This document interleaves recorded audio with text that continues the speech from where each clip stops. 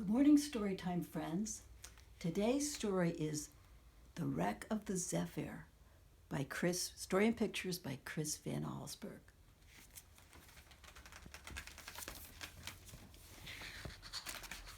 The Wreck of the Zephyr.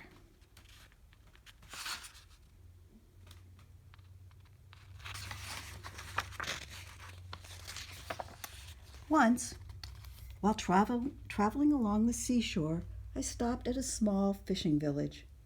After eating lunch, I decided to take a walk.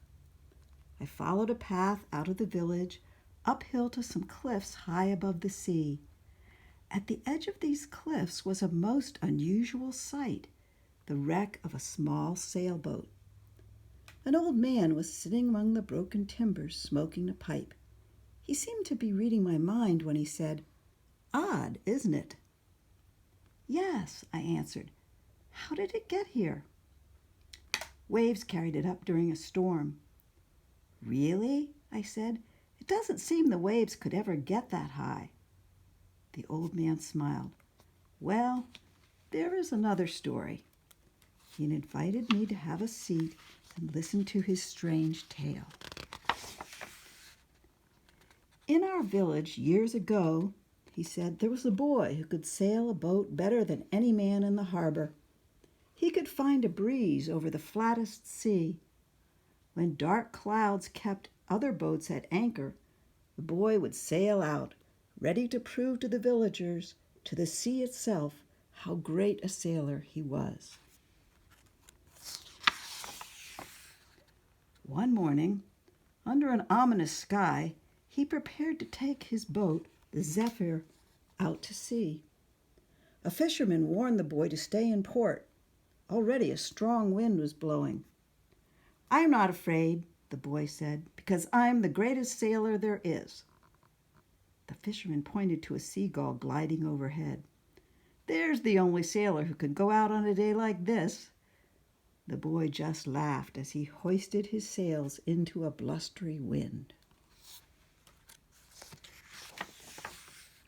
The wind whistled in the rigging as the Zephyr pounded her way through the water. The sky grew black and the waves rose up like mountains. The boy struggled to keep his boat from going over. Suddenly, a gust of wind caught the sail. The boom swung around and hit the boy's head. He fell to the cockpit floor and did not move. When the boy opened his eyes, he found himself lying on a beach. The Zephyr rested behind him, carried there by the storm. The boat was far from the water's edge. The tide would not carry it back to sea. The boy set out to look for help. He walked for a long time and was surprised that he didn't recognize the shoreline.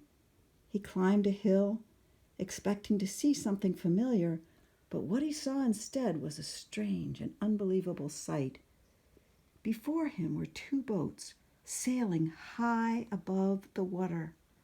Astonished, he watched them glide by. Then a third sailed past, towing the Zephyr. The boats entered a bay that was bordered by a large village. There they left the Zephyr.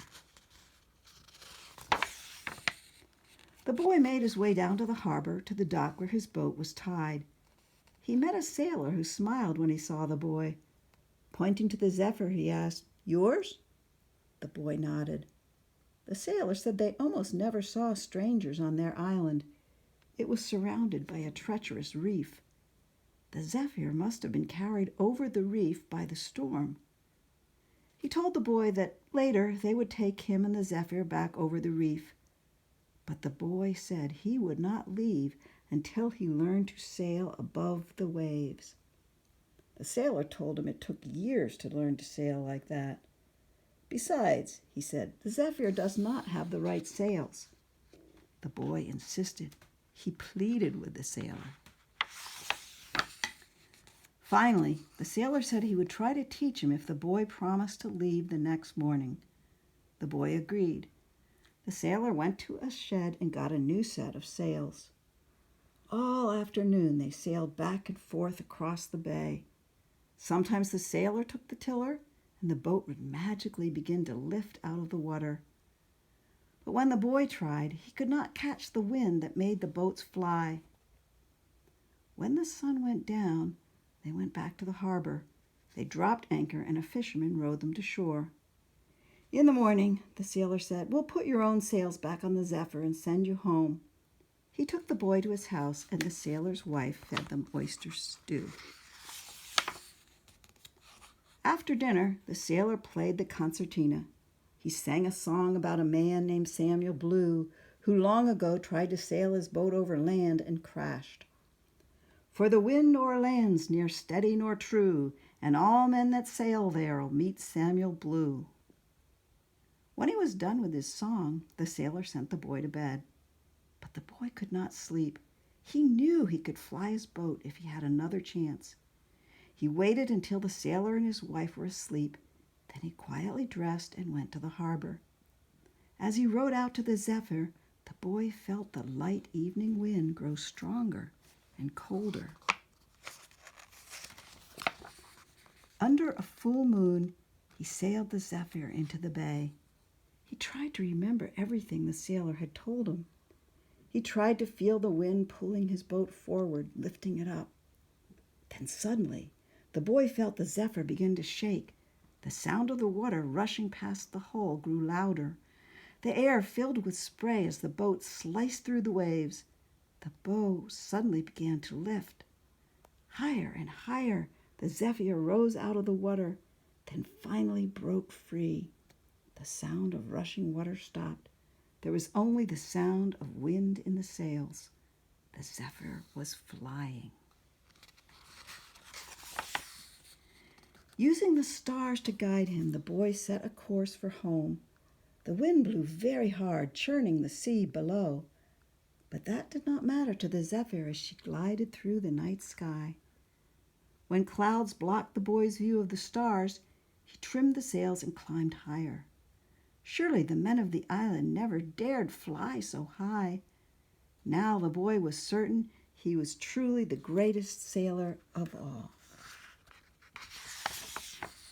He steered well. Before the night was over, he saw the moonlit spire of the church at the edge of his village. As he drew closer to land, an idea took hold of him.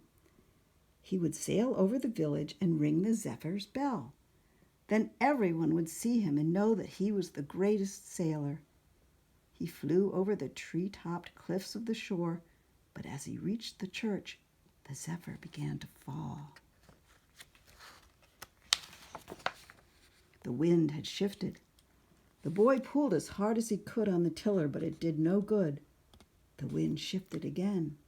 He steered for the open sea, but the trees at the cliff's edge stood between him and the water.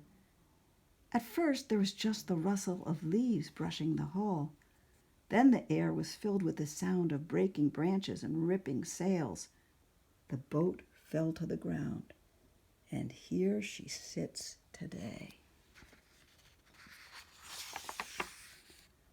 "A remarkable tale," I said, as the old man stopped to relight his pipe. "What happened to the boy?" "He broke his leg that night. Of course, no one believed his story about flying boats. It was easier for them to believe that he was lost in the storm and thrown up here by the waves." The old man laughed. "No, sir, the boy never amounted to much. People thought he was crazy. He just took odd jobs around the harbor. Most of the time, he was out sailing, searching for that island and a new set of sails." A light breeze blew through the trees. The old man looked up. "Wind coming," he said. "I've got some sailing to do." He picked up a cane, and I watched as he limped slowly toward the harbor.